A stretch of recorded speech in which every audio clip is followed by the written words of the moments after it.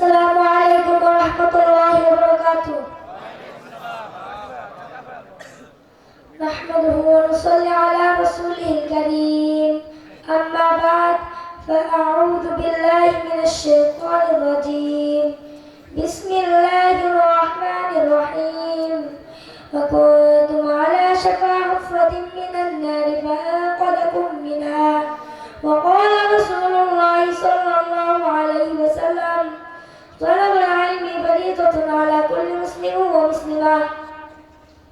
মন্ডলপাড়া বাইতুল নাজার জামে মসজিদ কর্তৃক আয়োজিত ইসলামী মহাসম্মেলনের সম্মানিত সভাপতি, বিজ্ঞ বিচারক মণ্ডলী, সুদক্ষ পরিচালক ও আমার সংগ্রামিষ্ট বাংলার দূর দূরান্ত থেকে আগত এলএম পিপাসী ছাত্র ভাইরা, সকলকে জানাই আমার অন্তরের অন্তঃস্থল থেকে আন্তরিক শুভেচ্ছা অভিনন্দন। প্রিয় উপস্থিতি, আমার বক্তৃতার নির্ধারিত বিষয়বস্তু হলো ইসলামী সভ্যতা বনাম পশ্চিমা সভ্যতা। এই বিষয়ে সংক্ষিপ্ত পরিসরে কিছু আলোচনা করার চেষ্টা করব ইনশাআল্লাহ। সম্মানিত উপস্থিতি, আসুন আমরা জেনে নেই ইসলামী সভ্যতা কি এবং তা আমাদেরকে কি উপহার দিয়েছে। ইসলামী অভিযানের জীবন পরিচালনা করে হলো ইসলামী সভ্যতা। কথা বলেন ঠিক কি বলেন? যখন সারা দুনিয়া জুড়ে ছিল অন্যায়, অবিচার, জুলুম, নির্যাতন, সামান্য বিষয় নিয়ে মারামারি, হানাহানি, কাটাকাটি লেগে থাকতো, তখন পৃথিবীতে সভ্যতা বলতে কিছুই ছিল না। সুশীল সমাজের ধারণাই ছিল না। খুন, হত্যা, রাহাজানি, ব্যভিচার, জঞ্জালের নিত্য দিনের অভ্যাস। যে বিষয় সম্পর্কে আল্লাহ তাআলা কোরআনে কারিমে ঘোষণা করেন, আকুতুম আলা শাফা হুফরাতিন মিনান নারি ফাআনকাযাকুম মিনহা, অর্থাৎ তোমরা অগ্নিকুণ্ডের মধ্যে ছিলে, আল্লাহ তোমাদের সেখান থেকে মুক্তি দেন।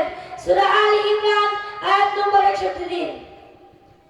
প্রিয় বন্ধুরা, আজকে পশ্চিমা সভ্যতার বিষাক্ত ছোঁয়া আমাদের মন মস্তিষ্ককে ধুলায় করে ফেলছে। ফলে আমরা নামীমাত্র মুসলমান, কাছে পক্ষে উজবেকিস্তান করতে ঠিক না। সুতরাং আগামী দিনের জাতির কর্ণধার ছাত্র জনতা শান্তির পথে আসতে হলে অবশ্যই ইসলামী সভ্যতাকে মনে প্রাণে গ্রহণ করতে হবে। কথা বলেন ঠিক না বেঠিক? দিনী শিক্ষা শিক্ষিত হতে হবে, মসজিদ ভিত্তিক দিনী শিক্ষা ব্যবস্থা চালু করতে হবে, উলামায়ে কেরামের পরামর্শে চলতে হবে, তাহলেই শান্তি আসবে। কথা বলেন ঠিক না বেঠিক?